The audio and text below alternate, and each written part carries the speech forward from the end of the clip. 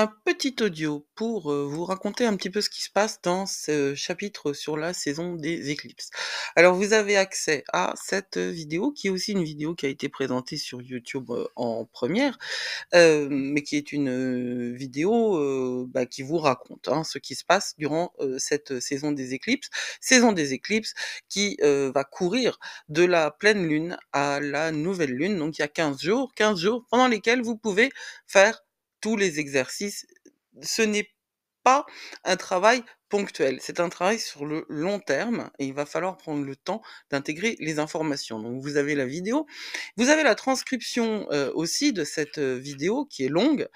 Vous avez un journal que j'ai créé pour, cette période des éclipses dont je suis très fière parce que j'adore sa couverture et il y a beaucoup, d'éléments dans ce journal pour vous aider à approfondir ce travail et puis vous avez un workbook.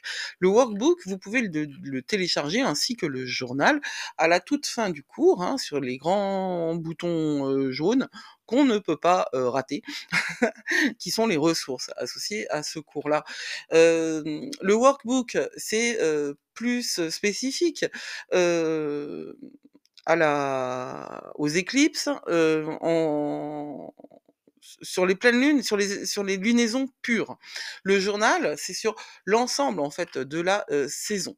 Pour vous aider à remplir le workbook, je vous ai fait un tuto, pour, voir le placement des planètes, un tuto qui va vous expliquer la différence, mais ça vous le savez, mais en tout cas, comment repérer les planètes au natal des planètes en transit et donc le workbook, c'est le tuto pour remplir le workbook, c'est pour vous expliquer, comment remplir les phrases à trous parce que, j'ai, découvert ça, dans un, cours que je suis moi, en anglais et je voulais, transcrit, heu, pour que vous puissiez avoir ces outils que je trouve très, très, très utiles, des outils d'exploration de soi et d'acquisition de, l'astrologie, d'une manière la plus, pratique et la plus personnalisée possible, sans pour autant faire appel à un astrologue et payer très cher.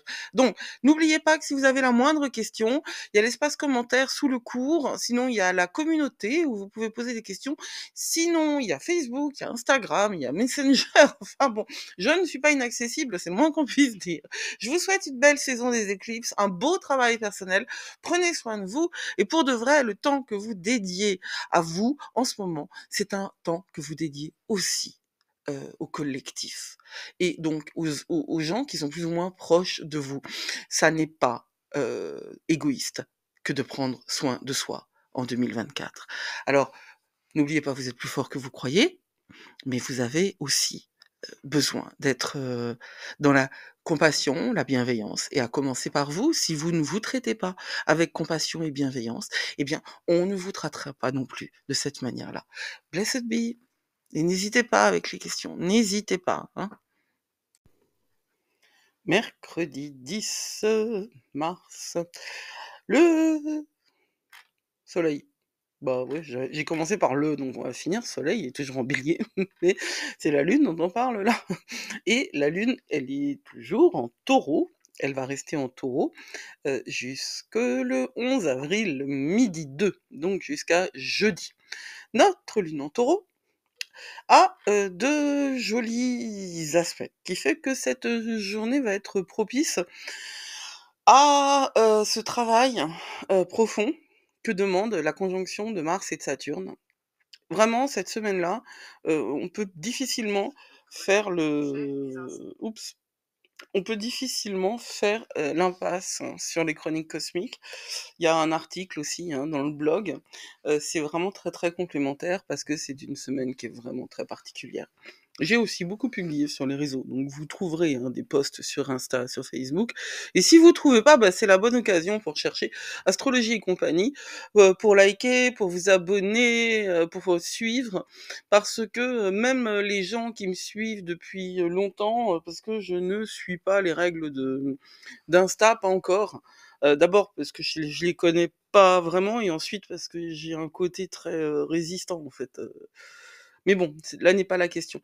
Essayez de chercher sur, Insta, sur Facebook. Sur Facebook, c'est beaucoup plus facile.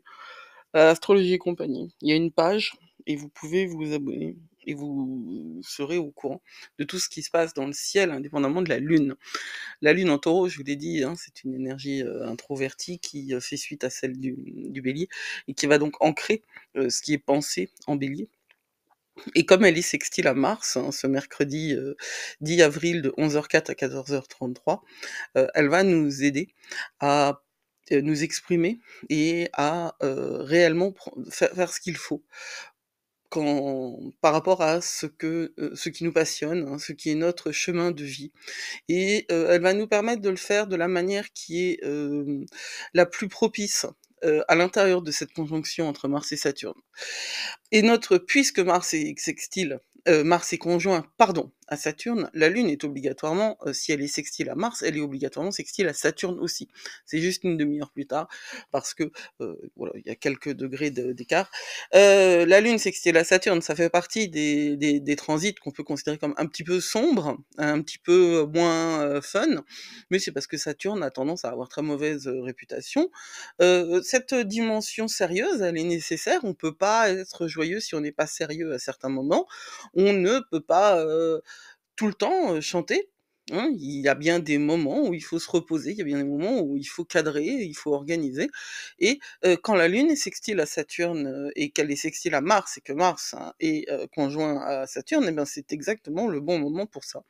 Donc ce mercredi 10, je le dis donc dans ces posts que j'ai faits pour les réseaux, c'est important de se poser, de prendre le temps.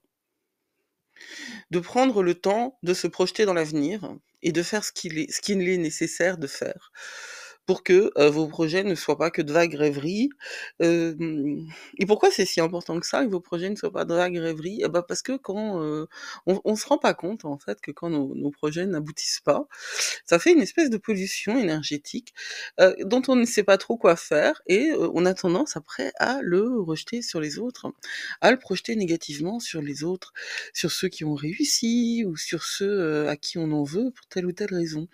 Et cette espèce de production de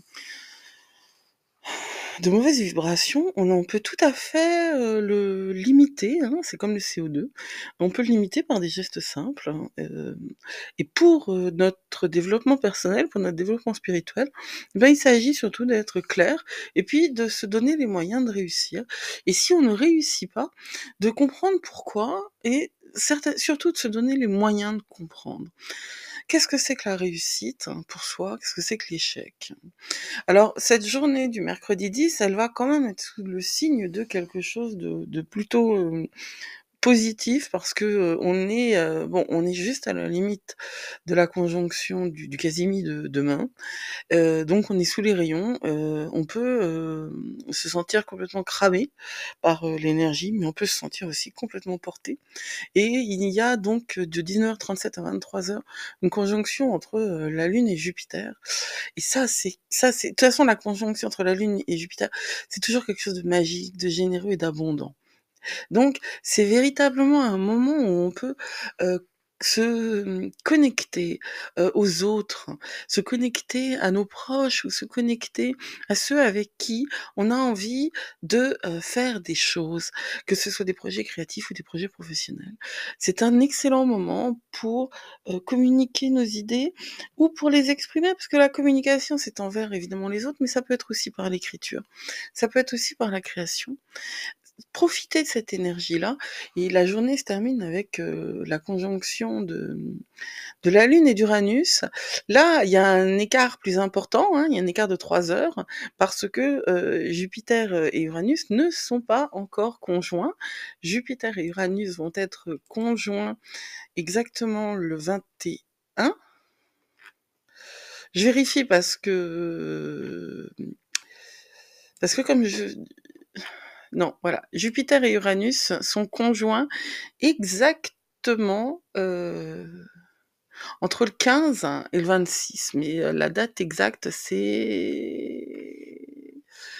c'est pas grave. Entre le 15 et le 26, donc ça commence la semaine d'après. C'est pour ça que Ce jour-là, mais j'ai perdu, mon voilà. Ce jour-là, la Lune est conjointe à Uranus 3 heures après qu'elle soit conjointe à Jupiter. Il y a donc, là, une énergie non conventionnelle. Vous savez qu'Uranus, c'est toujours de la surprise, de la nouveauté et de l'enthousiasme pour des projets humanitaires, non émotionnels. Donc, posez-vous, elles sont longues mes brèves de lune. Ce sera pas la même chose tout le temps, mais là, elles sont longues parce que la période est vraiment très intense. Prenez le temps d'écouter, prenez le temps de noter, surtout faites attention à vous.